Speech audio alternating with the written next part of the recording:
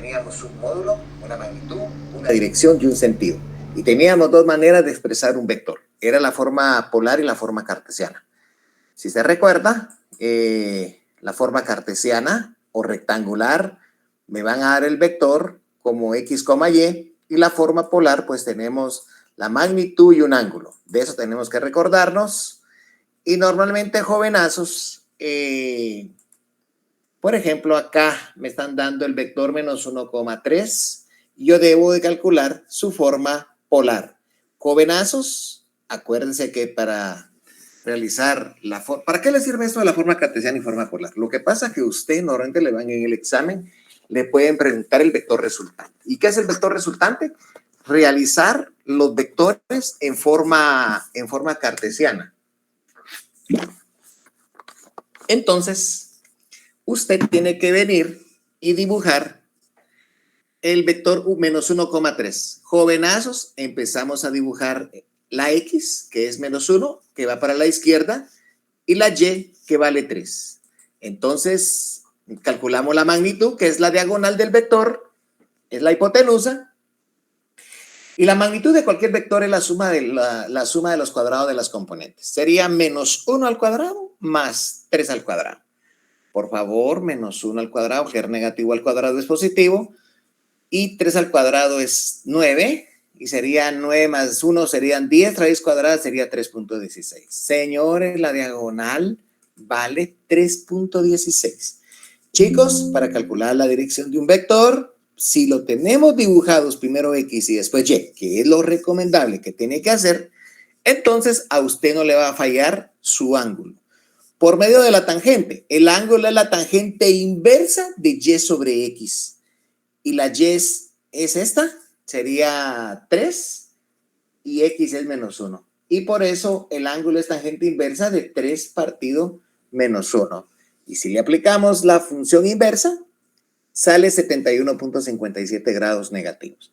Recuerde que los ángulos negativos son los ángulos que van en contra de las manecillas del reloj. Y entonces, este ángulo va en contra de las manecillas del reloj.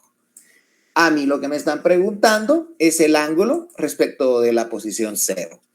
Y si esta es la posición 0, señores, entonces estoy ubicado en el segundo cuadrante. Quiere decir que estoy de aquí para acá, hay 180. Y le quito el pedacito que encontré, que fue 71.57. El complemento sería entonces la diferencia, entonces sería 108.43. O sea que la forma polar de este vector que estaba en forma cartesiana fue 3.16, ángulo de 108.43 grados. Esa es la primera forma, señores. Y luego, no sé si tienen alguna duda, ¿son recordatorios?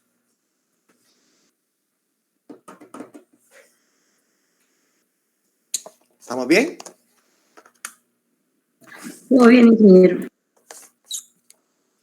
Jovenazos, entonces, si nos vamos a ir a la forma polar a cartesiana, normalmente, bueno, esto está muy facilito, mejor como solo estamos en puro repaso. Por ejemplo, aquí me están hablando de un ejemplo. B tiene 3 unidades, o sea, mide 3 la magnitud y su ángulo son 120 grados. Jovenazos, 120 grados, lo ubicamos, acuérdense que por cada cuadrante,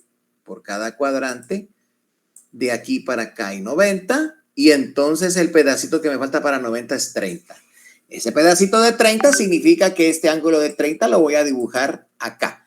Entonces la magnitud son 120, es esta línea verde, mide 3 unidades.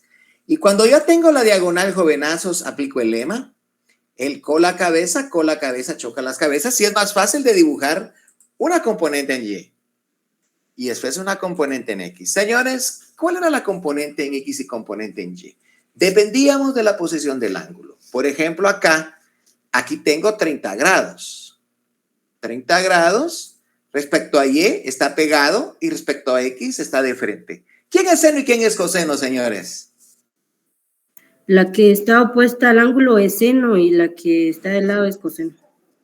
Entonces, la que está de frente al ángulo sería su BX, sería seno, y la BY sería coseno porque está, como dijo la estimada Jenny, sería coseno. Entonces lo único que hay que ver son los signos, el que va para arriba es positivo y el que va para, acuérdense pues, lo que va para arriba y para la izquierda, perdón, lo que va para abajo y para la izquierda es negativo y lo que va para arriba y para la derecha es positivo. Quiere decir que la componente en Y va a ser positivo y la componente en X va a ser negativo porque va para la izquierda. Entonces, esto es lo que está pasando, mis estimados alumnos. Como dijo Jenny, la componente en X es esta, sería la diagonal que vale 3 por el seno porque está de frente al ángulo y sería 1.5 porque apunta para la izquierda. En cambio, la componente en Y está pegada al ángulo, va a ser la magnitud 3 por el coseno de 30 y eso me sale 2.6. Entonces, jovenazos, este sería mis coordenadas cartesianas a partir de la forma polar de un vector. ¿Estamos de acuerdo? Entonces, si tenemos claro eso, mis estimados alumnos, tendríamos que irnos a, permítame, creo que hay alguna cosa que se me está olvidando. Vamos a ver si lo encuentro. Quiero recordarme, los vectores especiales. Vectores especiales, si no los tengo, pues no me acuerdo. Bueno.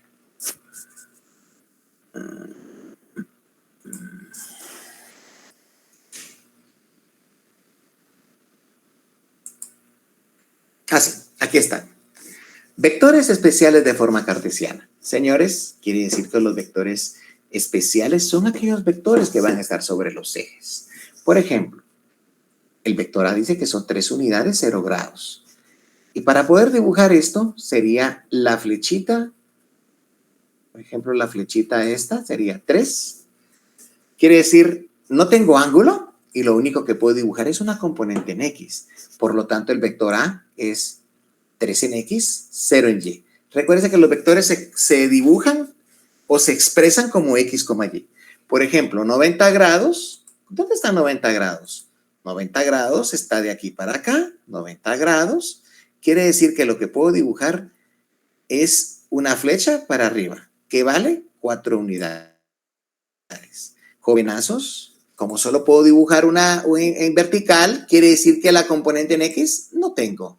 Y en Y, como va para arriba, sería 4. Quiere decir que el vector B sería 4,0. El vector C sería una unidad 180 grados. Recuerde que 180 grados está de aquí para acá. Y lo único que puedo dibujar acá es una horizontal. Mire, es una horizontal. Y esa horizontal me está diciendo que mide 1. Quiere decir que solo se mueve en X. Y por eso es que coloqué en X puse -1 porque apunta para la izquierda. Y en Y no puse nada porque no va para arriba ni para abajo. Y por último, bueno, todavía falta. Y tengo 270 grados. 270 grados, aquí van 90, 180, 270. Lo que único que puedo dibujar acá es una vertical. Y una vertical que mide 6 unidades. Y como va para abajo, ese vector D es en X no se mueve porque no hay para X, sino solo en Y va para abajo sería -6. Y por otro lado tengo 360 grados y esto sería medirlo de aquí para acá. Y lo único que puedo dibujar es una flecha horizontal. Y entonces sería 2,0 porque solo se mueve en X y en Y, X, Y y en Y nada. Entonces, mis estimados alumnos, estos son recordatorios que usted tiene que tener presentes con los vectores especiales de forma cartesiana. ¿Estamos de acuerdo?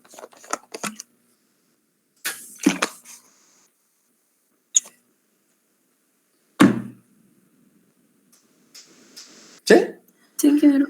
Bueno, entonces, jovenazos, ¿qué es lo que nos van a pedir normalmente en un examen? En un examen, normalmente, me van a dar, por ejemplo, vamos a hacer pilas. A mí me van a dar un listado de vectores con ángulos, ya sea en forma polar o cartesiana, y me piden el vector resultante o me pueden pedir el vector equilibrante o el vector que anula. Recuerde que el vector resultante es la suma de todos los vectores y el vector equilibrante es un vector igualito al resultante en forma cartesiana, pero con signos cambiados.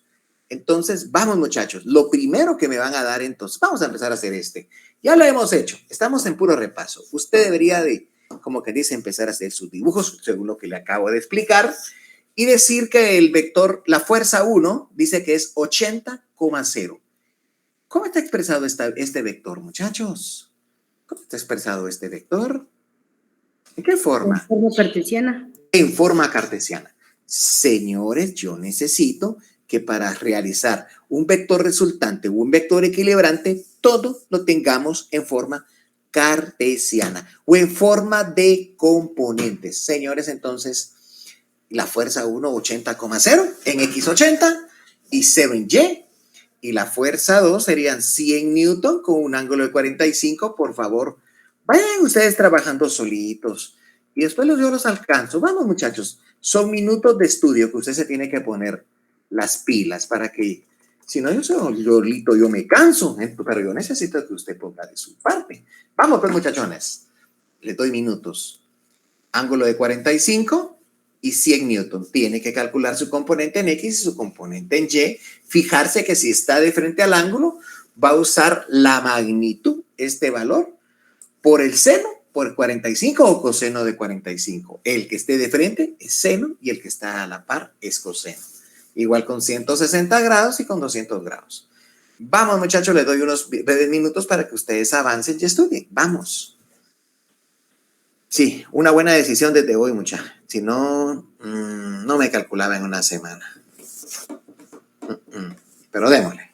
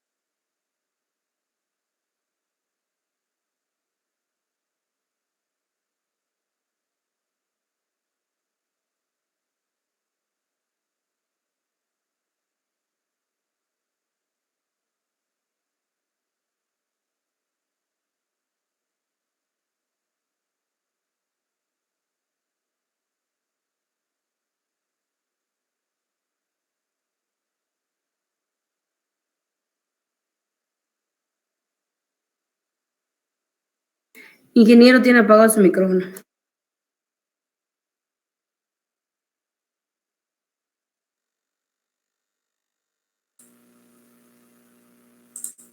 Vamos a ver, Jenicita, ¿cómo te fue?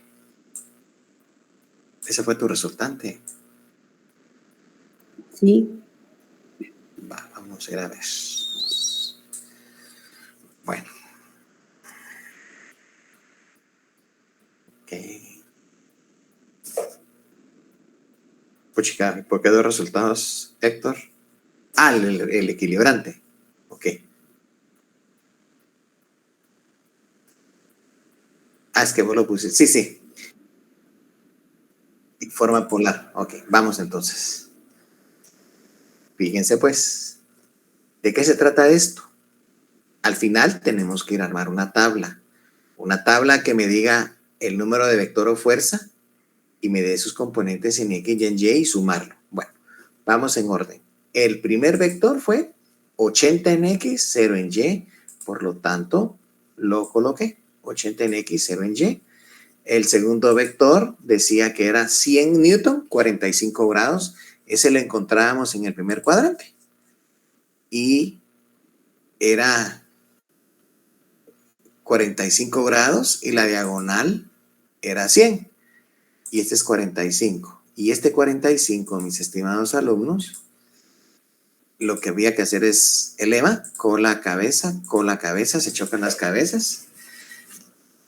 La componente en X era coseno, 100 por el coseno de 45.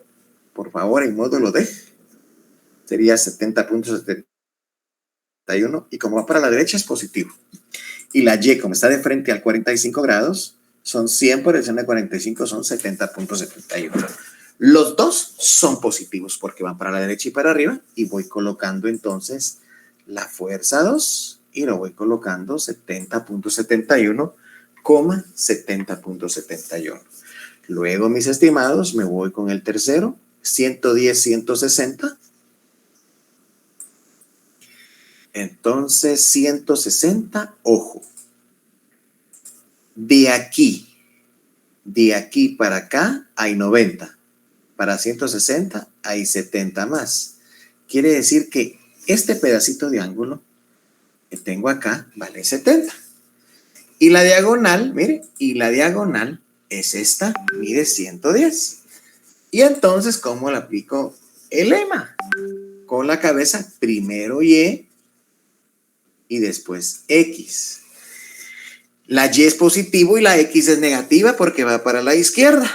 Entonces, la componente en X está de frente al ángulo y por eso es que se hizo 110, que es la magnitud, por el seno de 70. Y fue 103.37 negativo porque va para la izquierda.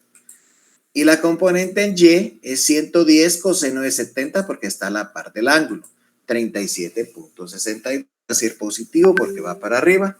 Entonces el X 103.37 negativo contra 37.62 en Y positivo, lo coloco en la fuerza número 3. Aquí lo llevamos, la fuerza número 3. Y por último, nos vamos a ir a la fuerza de 160 newton, 200 grados. Jovenazos, 200 grados los encontramos perfectamente. Los 200 grados, chicos, lo encontramos, miren. De aquí hay 90, 180 y un pedacito que mide 20 para llegar a 200. Este pedacito vale 20 y aquí está la diagonal sobre el cuadrante número 3 y mide 160. Entonces vamos a colocar el cola, cabeza, y entonces 20 grados respecto a X es coseno y respecto a Y es seno, y por eso fue que la F4Y está de frente al ángulo, va a ser seno, 160 por el seno de 20, y fue negativo porque va para abajo. Y el de la X va a ser coseno, porque está a la par del ángulo y apunta para la izquierda, también es negativo. Entonces en X, 150.35 negativo contra 54.72 negativo en y es los que apunto como fuerza número 4. Miren, como fuerza número 4. Entonces, ¿qué es lo que hacemos? Sumamos en forma de columna, miren. Sumamos estos y me sale 103.01 negativo, y la de Y sería esto, 53.71. A ver, mi estimada Jenny, me gusta que participes. ¿Qué te pasó? No ingresé bien los signos en mi calculadora, pero, o sea, sí lo hice bien el procedimiento, solo que me confundí en ingresar los signos. Va, no te preocupes. Entonces, este es el vector resultante en forma polar. ¿Sí? ¿Estamos de acuerdo? No, cartesiana, perdón, cartesiana. Componente en X, componente en Y. En componentes, ¿puedo continuar? Bueno, de ahí, cada resultado de estos, la fuerza resultante es como calcular la magnitud. Y recuerde que el módulo o fuerza resultante no permite respuestas negativas, sino en forma positiva. Entonces, el vector resultante 103.01 al cuadrado y 53.61 al cuadrado, y le sacamos raíz cuadrada. Esta es su fuerza resultante que tengo acá. ¿Está bien? Y el ángulo es la tangente inversa. Recuérdese que primero dibuja X, ¿bien? Primero X es negativo y después Y es positivo. Entonces usted está encontrando este pedacito de ángulo. Tangente inversa sería 27.49 grados. Quiere decir que usted encontró el ángulo de aquí para acá, este pedacito. Usted necesita este. A 180 le quita ese pedazo y le tiene que dar 152.51 de ángulo. Así como lo calculó el estimado Pecher. ¿Sí?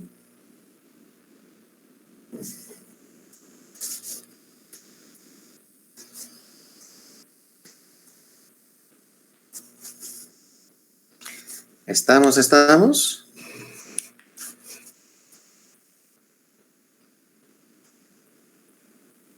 Genera una duda, esto siempre, o sea, la última parte siempre se va a hacer cuando nuestro ángulo es negativo.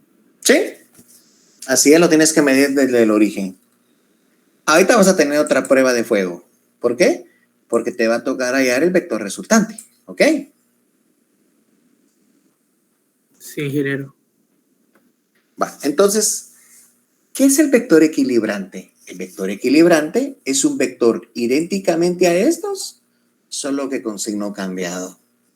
Entonces, si me dicen, calcula el vector equilibrante, el que anula, quiere decir que 103 negativo, para que se anule tengo que colocar un 103 positivo. Y un 53.61 positivo para hacerlo cero, con un menos 53.61. Entonces, señores, si usted se da cuenta, primero X es una horizontal y después Y es una vertical para abajo, y entonces encontramos la diagonal, que fue la componente de cada uno al cuadrado, raíz cuadrada. Ahí no pasa nada. Pero el problema está en el ángulo. Mire, el ángulo se mide a partir de X. Mire, este pedacito hay que calcular. Entonces el ángulo, otra vez componente en Y sobre componente en X. Entonces la tangente inversa va a ser menos 27.49 grados, pero yo necesito hallar el ángulo de aquí hasta acá. A 360 le quita ese 27 y aquí tengo este ángulo. ¿Ok? Eso tiene que estar clarísimo, clarísimo. ¿Estamos?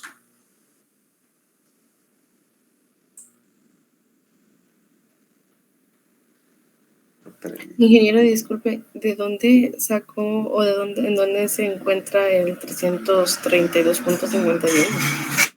Señorita, cuando calculó esto, lo dibujó, ¿sí o no? X, Y. Entonces, aquí está la diagonal. Usted encontró este pedacito de ángulo. Entonces yo necesito hallar el ángulo desde el origen, desde cero, de aquí hasta acá. Si completo hay 360 y calculé 27.49, la diferencia es el ángulo que busco. No sé si ahora sí o todavía no. Sí, ya, gracias. Eso tiene que estar claro, claro, clarísimo. Espérenme un poquito, mucha que mandar un mensaje de lado.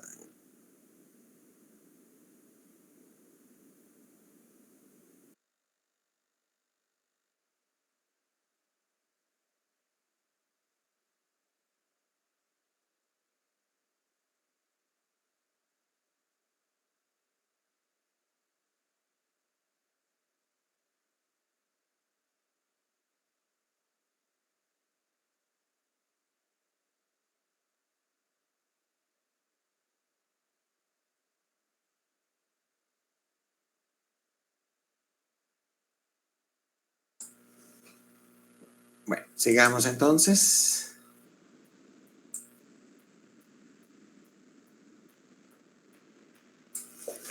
¿Estamos, jovenazos?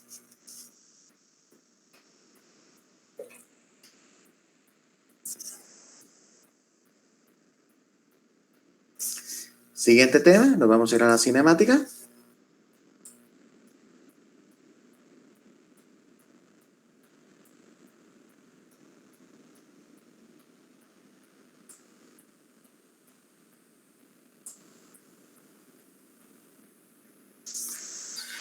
Bueno, vamos a la cinemática, señores.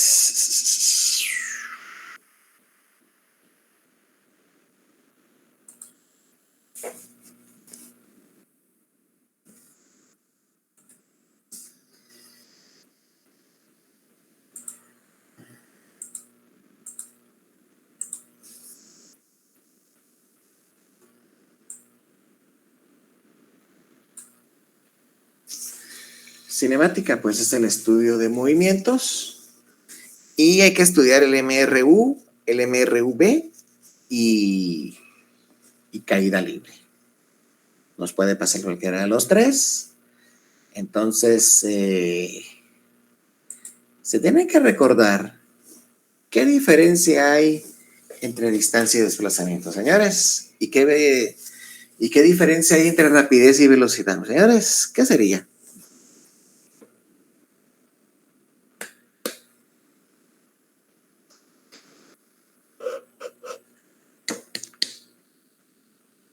¿Qué se recuerda?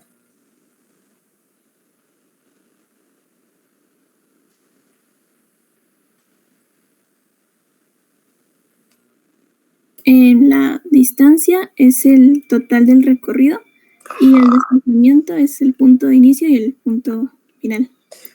Pero la resta es final menos inicial. Es correcto. Y pasa esto, mira. ¿Sí? ¿Correcto?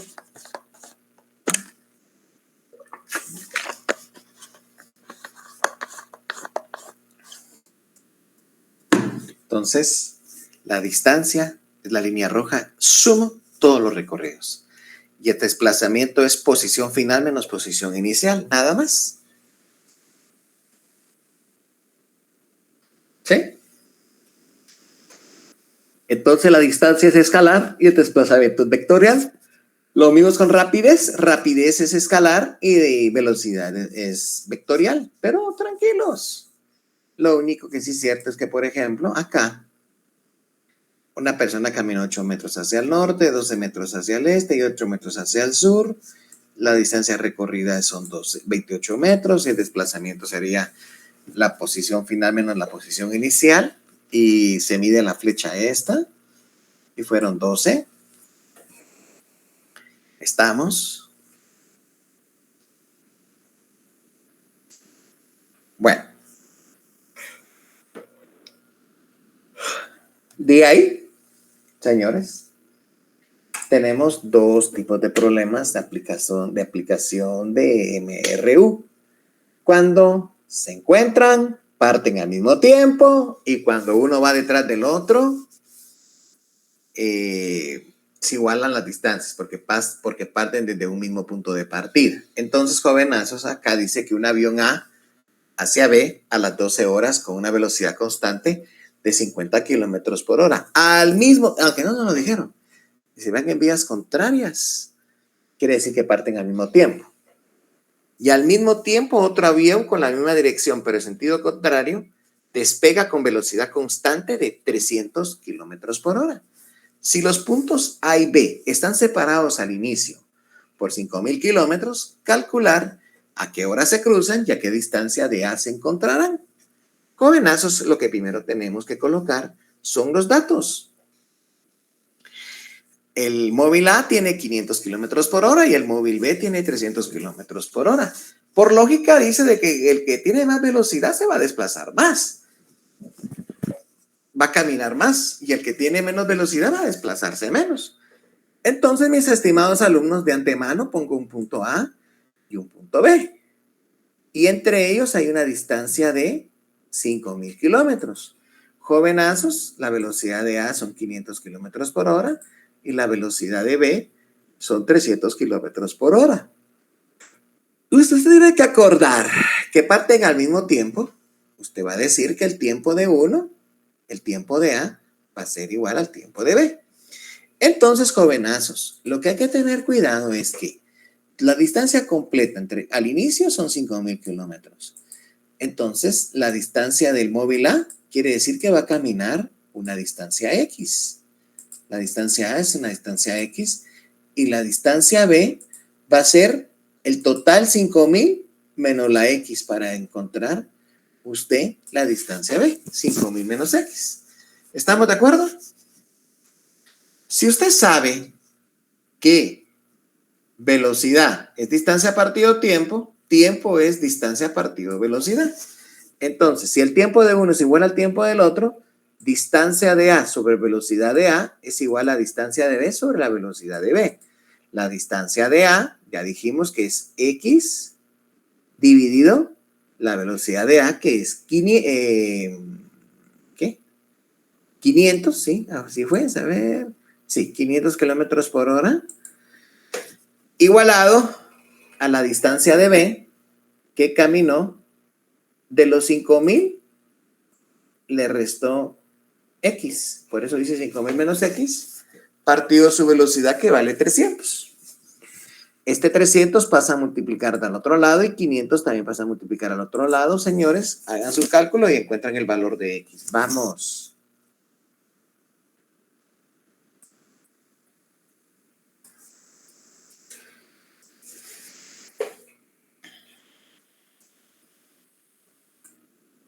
Me lo van escribiendo.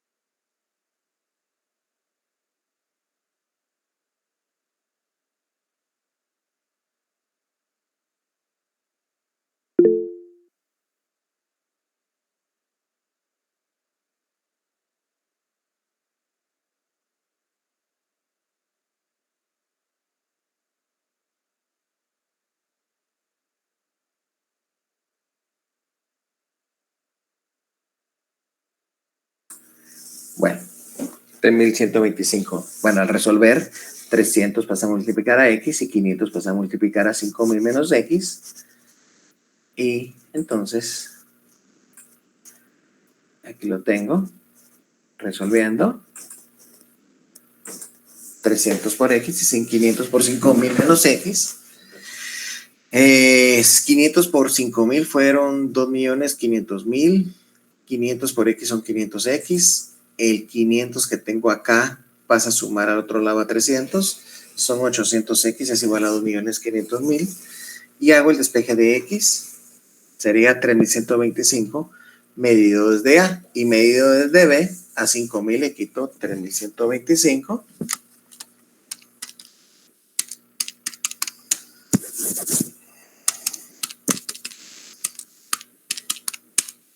$1.875 sería la distancia. ¿Ok? ¿Y aquí en qué tiempo se encuentran? Si parten al mismo tiempo, usted sustituye la X y lo divide entre 500, o a 500 le quita el 3.125, lo divide entre 300, va a encontrar cierto tiempo. Y ese tiempo va a ser 6.25 de hora. O sea que a las 12:12 le suma las 6 horas más el punto 25 de hora, que el punto 25 de hora es esto. 1 hora 60 minutos, entonces son 15 minutos. Aquí el partido desde las 12:12 más 6 horas 15 minutos, pues definitivamente va a obtener las 18 horas con 27 minutos. No sé si tienen alguna otra duda.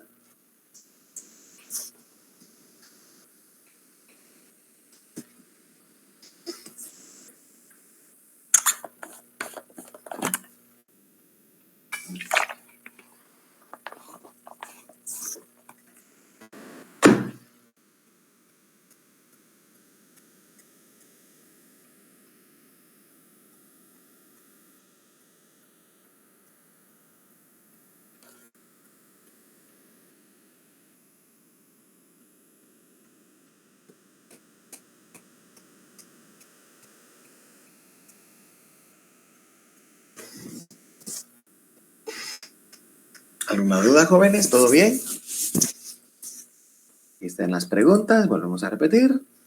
¿A qué hora se cruzan y a qué distancia se encontrarán?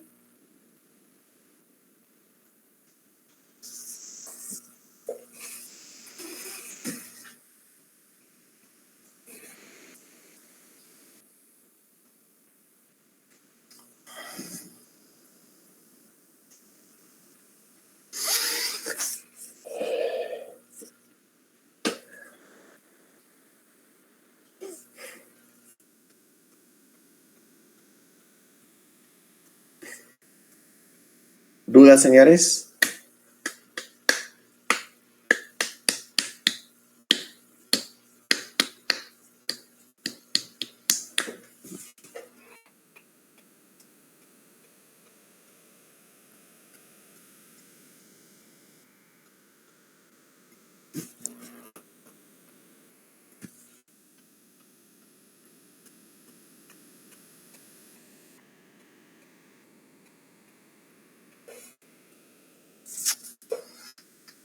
Ingeniero, ¿podría regresar un ratito al problema, por favor?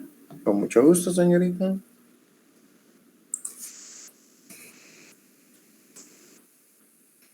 Ya, gracias, ingeniero. Ok.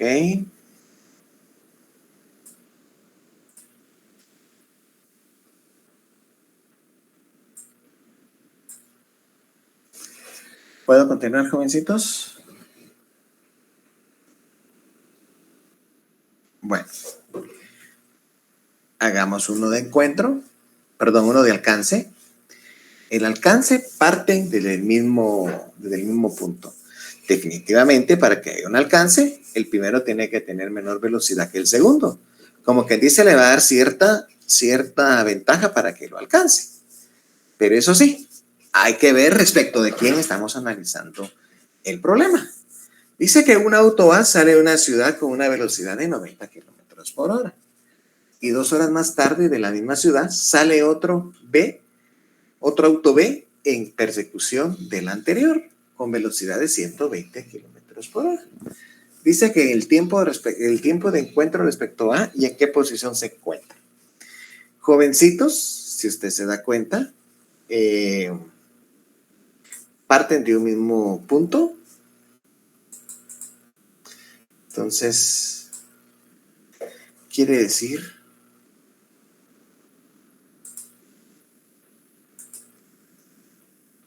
que parten de un mismo punto. Lo que sí es cierto que salió uno con una velocidad constante de 90 kilómetros por hora. Pero a las 2 horas parte otro con una más grande. Como parten del mismo punto, la distancia de uno recorrida va a ser igual a la distancia recorrida del otro. Y como tenemos distancia, ¿qué es distancia? Velocidad por tiempo. O sea que la velocidad del vehículo A por el tiempo de A es igual a la velocidad de B por el tiempo de B. Jovenazos, aquí en la siguiente viene la decisión. Si yo le llamo a T, el vehículo B va a ser esa T menos 2 horas de atraso. Si yo le hubiera llamado T a la B, al vehículo segundo, entonces la velocidad de A por T, el tiempo de A sería ese tiempo más horas adelante. Pero como yo puse T al primero, entonces por eso es que se le pone T menos 2 horas al segundo. Y entonces resolvemos la ecuación que tengo acá. ¿Me dieron una velocidad de A? Sí, a 90. Y el que sale en su persecución, 120 kilómetros por hora. Entonces, 90 por T igual a 120 por T menos 2. 120 por T son 120 y 120 por menos 2 es menos 240. Señores, el 120 positivo se va al otro lado a restar y menos 120 más 90 es menos 30T igualado a menos 240 y T es negativo dividido negativo es positivo. Se va a tardar 8 horas en alcanzar al carro A. Y si me hubieran dicho respecto al carro B, pues hubiera sido 8 menos 2 son 6 horas. Pero si se dan cuenta, la distancia de uno es igual a la distancia recorrida del otro, que fue lo que hicimos acá. La velocidad de A por el tiempo de A. 90 por 8 son 720 kilómetros. Fue en la distancia o en qué kilómetros se encontraron ellos. ¿Estamos de acuerdo?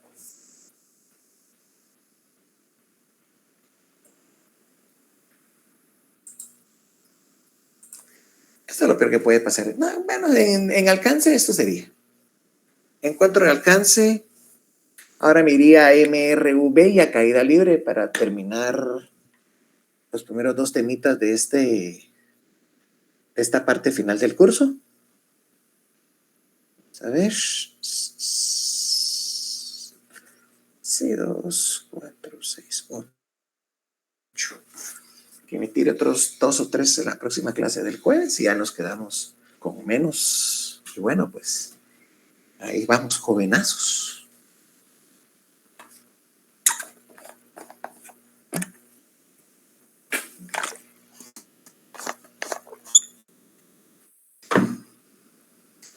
Ok, Kaylee.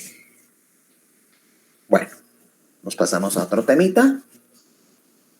Voy a dejar de compartir.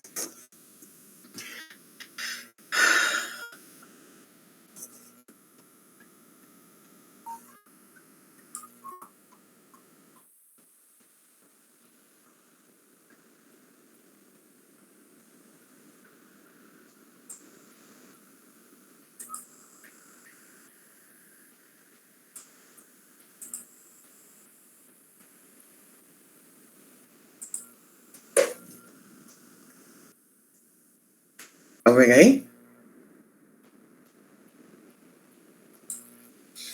Bueno, entonces si nos dimos cuenta, estamos estudiando MRU.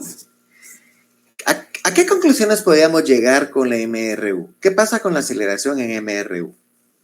Un movimiento rectilíneo uniforme. ¿Qué pasa?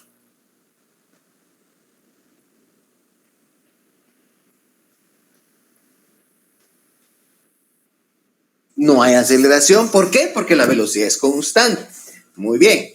Pero cuando estudiemos el otro temita, que se llama movimiento rectilíneo uniformemente variado, si se dan cuenta, ¿qué características me pueden decir ustedes del movimiento rectilíneo uniformemente variado? La velocidad no es constante, o sea que existe una aceleración porque voy a tener dos velocidades. A ver, cuando hablamos de aceleraciones, hay dos tipos de aceleraciones. Las aceleraciones positivas y las aceleraciones negativas, que se le llaman desaceleraciones. ¿Cuándo pasan esos escenarios en la vida real, muchachos?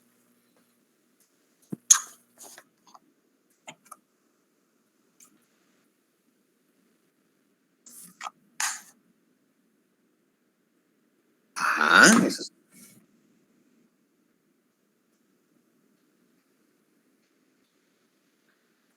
correcto.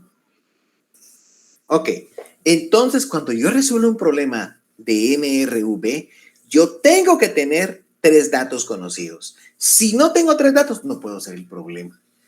Y como dijo ahí el amigo, quiere decir que el concepto de aceleración es la variación de la velocidad respecto del tiempo, pero recuerde que cuando usted resuelve un problema de MRV, la aceleración es constante. Como que dice, si en un mismo problema, yo encuentro la aceleración, esa aceleración puede ser usada en el mismo problema constante, como un valor fijo, como un dato dado.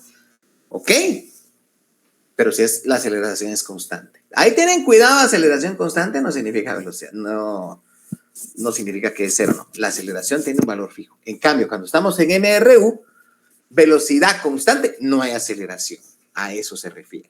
Entonces, jovenazos, usted tendría que tener presente que la aceleración es el cambio de velocidad respecto del tiempo y va a ser gobernado por 4 ecuacioncitas. Velocidad final es igual a velocidad inicial más aceleración por tiempo. Y la segunda, velocidad final al cuadrado, es igual a velocidad inicial al cuadrado más 2 veces la aceleración por el espacio. La distancia es velocidad inicial por tiempo más 1/2 de la aceleración por el tiempo al cuadrado.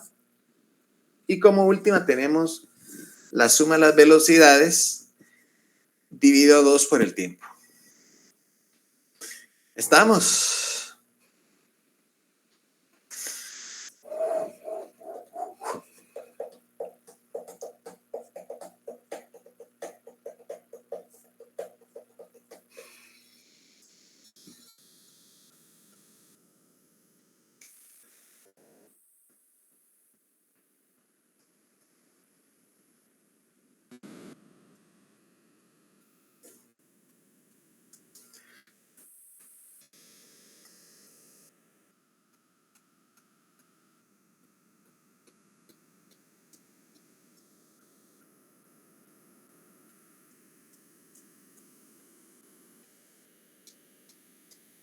¿Estamos ahí, jovencitos?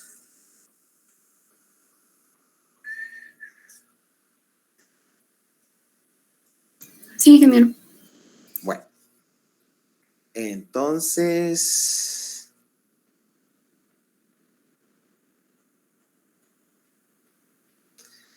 hagamos Un móvil se desplaza con movimiento uniformemente variado partiendo del reposo. Y se recuerda que cuando parto del reposo, velocidad inicial 0, o cuando voy en una carretera, aplico los frenos y me detengo, esa palabra detengo significa velocidad final 0. Entonces, este ejercicio que tengo acá en pantalla me está hablando de una aceleración de 51.840 kilómetros por hora. Y aquí estoy aplicando las conversiones, que ha sido un dolor de cabeza todo el año. Y me preguntan la velocidad a los 10 segundos y qué distancia ha recorrido a los 32 segundos. Entonces, señores, en el primer escenario, pateo del reposo, velocidad inicial 0, aceleración 51.840 kilómetros por hora cuadrada, y lo único que me dice es la velocidad final a los 10 segundos. Quiere decir que el dibujo es este que tengo acá. ¿Y qué fórmula consideran usar?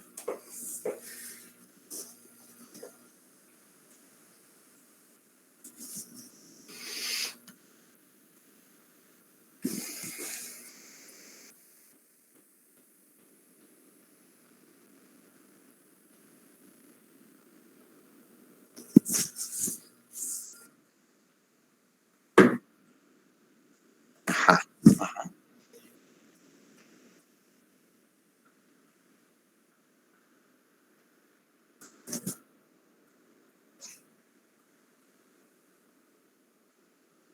Correcto, muy bien.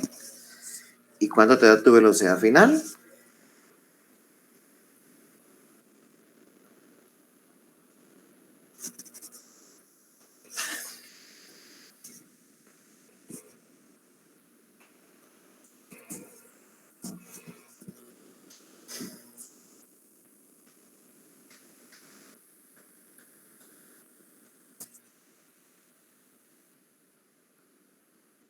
Vamos a ver. Bueno, cabalmente, mire. Velocidad inicial 0, aceleración 4 metros por segundo haciendo la conversión y el tiempo 10 segundos. Y cabal, dijeron que velocidad final es igual a velocidad inicial más aceleración por tiempo. La velocidad inicial se hizo 0 porque pateó el reposo. Y la velocidad final entonces es 4 metros por segundo. Y luego, si nos damos cuenta, hablan de qué distancia va a recorrer a los 32 segundos. La velocidad inicial fue 0 porque pateó el reposo. Ahora 32 segundos, que era la distancia recorrida. Es la X.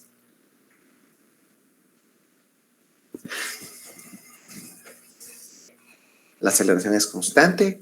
Esta aceleración de 4 metros por segundo la puedo usar como un valor fijo para resolver problemas.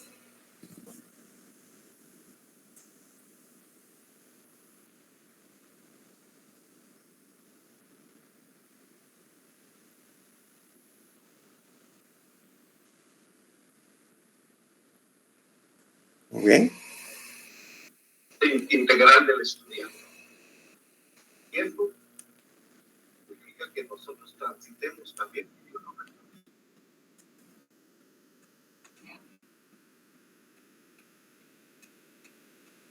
Puede ser una, ajá. Y aquí la tengo por las dos maneras, mira, ahorita voy. Aquí está lo que me acabas de decir, amigo. Velocidad inicial por tiempo, más un medio por la aceleración por el tiempo al cuadrado. ¿Sí?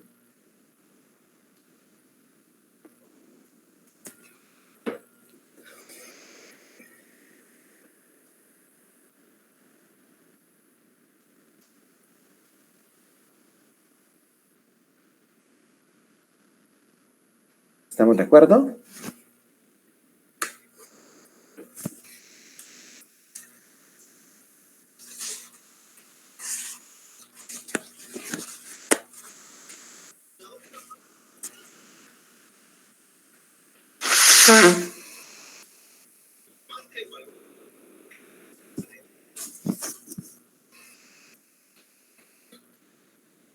¿Estamos, chicos?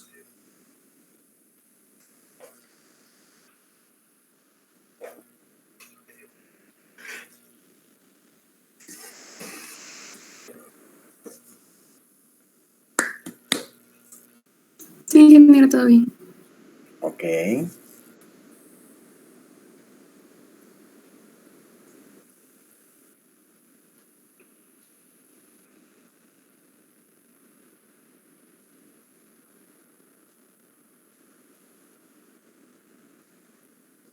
Bueno.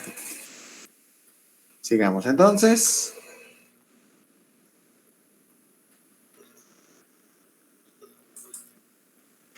La caída libre, jovencitos.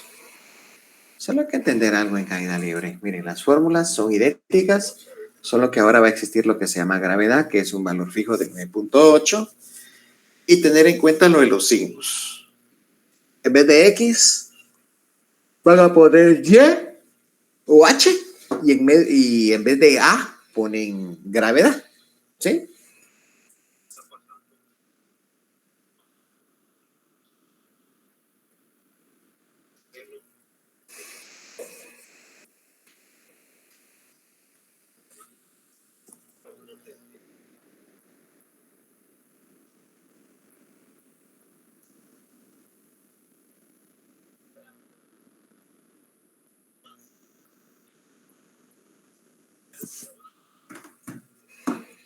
¿Estamos, jovencitos?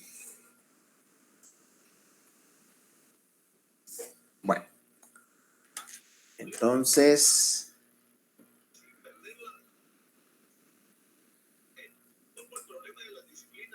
muy bien. Entonces, chicos,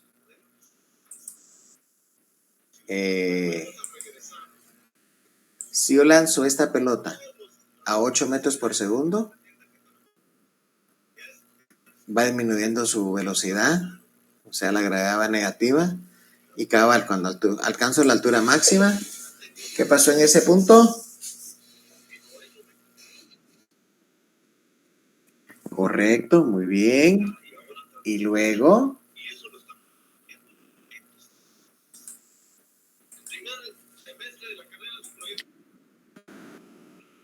correcto, y de ahí empezamos a regresar y aumenta su velocidad, y cuando llega cabalmente al mismo nivel, vamos a obtener la misma velocidad con que se lanzó. Ese es un buen punto, a un mismo nivel. Si por ejemplo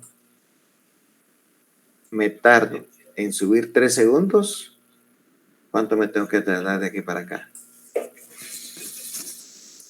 3 segundos. Quiere decir que el tiempo de subida es igual al tiempo de bajada. Y si me preguntan el tiempo total de vuelo, va a ser 2 veces el tiempo de subida. ¿Sí? ¿Estamos bien?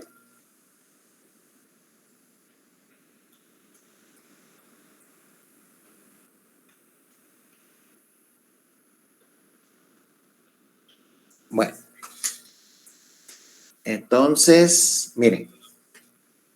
El peor ejercicio que les puede pasar, el clásico, este. ¿Sí? Cuando les ponen encima de una persona, encima de un puente o de un edificio y lanzan un objeto para arriba. Ese es el clásico, señores. El clásico de clásicos. Entonces, leamos el problema. Y dice: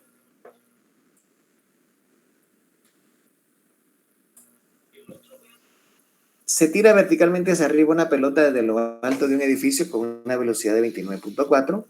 Quiere decir que al inicio, a partir del edificio, estoy tirando o lanzando para arriba una velocidad inicial de 29.4, alcanzó su altura máxima y volvió a pasar por el mismo nivel, y luego regresamos al suelo, que el edificio tiene 50 metros. Una cosa más se me olvidaba. La caída libre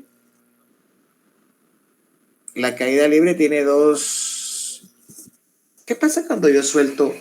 Yo tengo un lapicero en mi mano y abro mis dedos. ¿Qué pasa ahí con la velocidad? Va a ser 0 porque lo solté, partió del reposo, o se le dice un objeto en caída libre. No, de la velocidad de inicio fue 0. Aparte es que viniera y tomar el lapicero y tomar un impulso para abajo. Como dice, le di una fuerza para abajo, entonces ya no parte del reposo, sino va a salir con cierta velocidad. ¿Sí?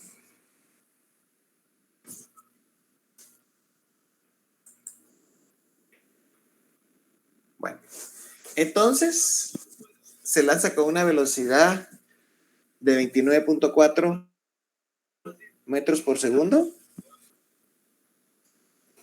Es este punto.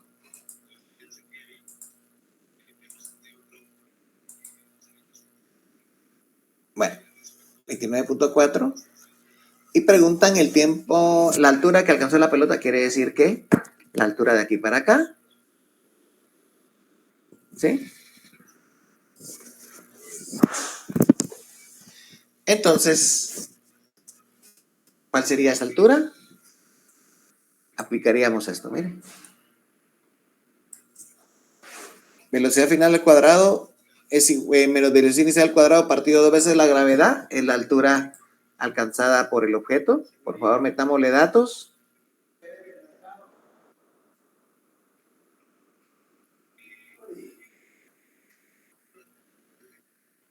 Entonces, como alcanzó la altura máxima, se anuló la velocidad final y solo le quedó menos v cuadrado partido 2 veces la gravedad, y la altura alcanzada desde el nivel del edificio más alto para arriba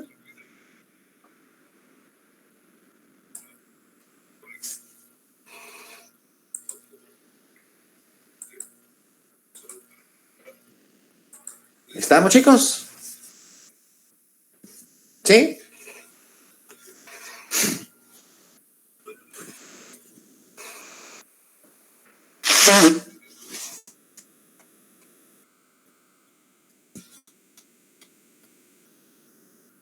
Sí, ingeniero. Bueno, ¿qué manda? ¿Ah?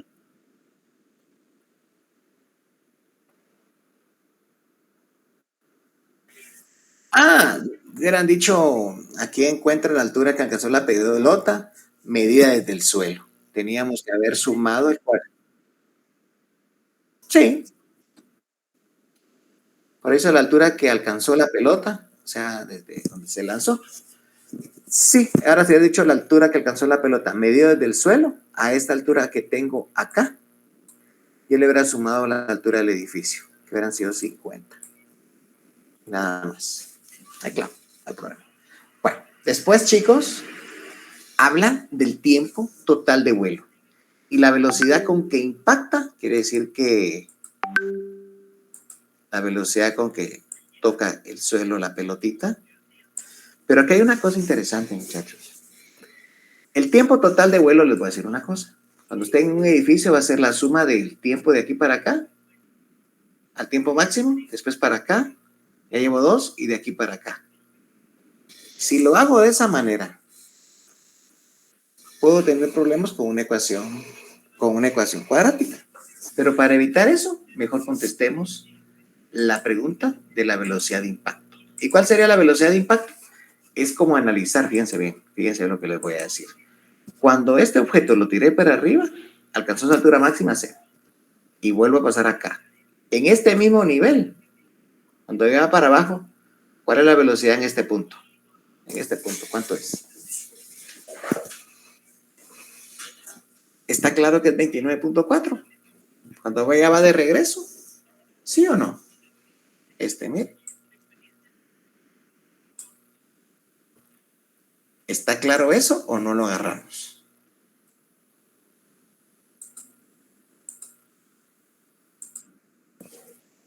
Entonces, esta pelota salió con 29.4, llegó a altura máxima y empezó a regresar. Y cabalmente en este punto, tengo un punto de aquí para abajo. Tengo altura de 50, una velocidad de inicio de 29.4 y una gravedad para abajo, que sería positiva. Entonces encuentro la velocidad final con que chocó la pelota en el suelo. Y esa velocidad de impacto, tengo esta, miren, de C para D. Velocidad de impacto es velocidad inicial al cuadrado, 29.4 al cuadrado, más 2 veces la gravedad por la altura, que fue la altura del edificio, y obtengo la velocidad de impacto de 42.95 metros por segundo. ¿Estamos?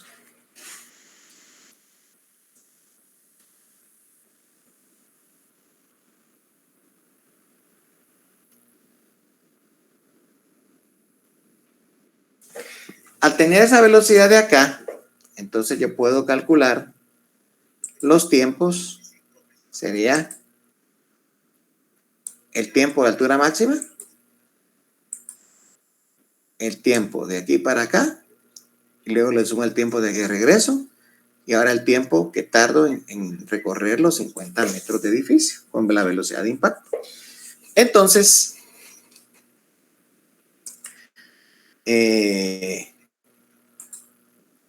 voy a calcular esta partecita. cuando va para arriba. Estoy encima del edificio, velocidad inicial 29.4, velocidad final 0 porque alcanzó su altura máxima y gravedad 9.8 porque va en contra del movimiento. Entonces voy a usar velocidad final es igual a velocidad inicial más gravedad por tiempo y lo que hago es despejar el T de aquí, miren. Veo pasa a restar y G pasa a dividir y fue lo que hice en este cálculo. Por favor, chicos. ¿Dudas? Velocidad final 0 menos velocidad inicial 29.4, partido 9.8 negativo, entonces el tiempo de subida fueron 3 segundos. Lo que subimos desde la punta, desde aquí del edificio al punto máximo, entonces fue 3 segundos. Y entonces el regreso, si de aquí para acá hay 3, ¿cuánto me tardo de aquí para acá? 3. Ya llevo 6, ¿sí o no? Más lo que me tarda en recorrer la altura del edificio. Entonces, para encontrar ese tiempo de vuelo, me voy a ir a, miren, ese tiempo de vuelo, voy entonces velocidad final. Bueno, eso fue lo que acabo de encontrar. Ese tiempo de vuelo, aquí lo tengo, miren. Velocidad final es igual a velocidad inicial más gravedad por tiempo. La velocidad final fue en la que tocó el suelo. Veo se le resta. Partido gravedad. La velocidad de impacto fue 42.95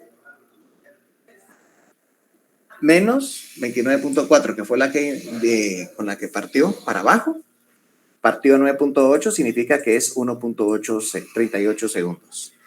Entonces el tiempo total de vuelo fue lo que se tardó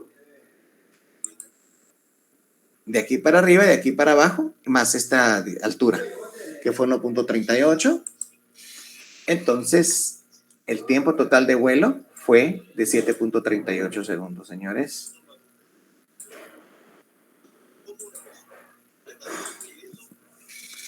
Bueno.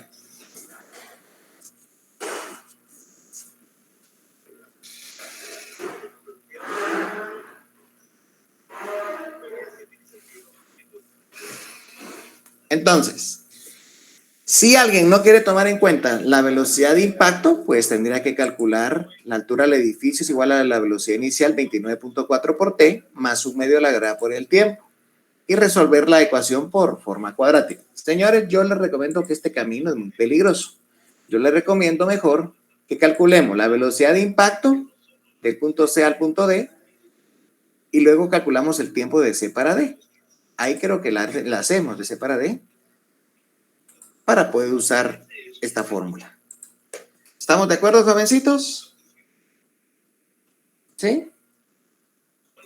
Sí, ingeniero.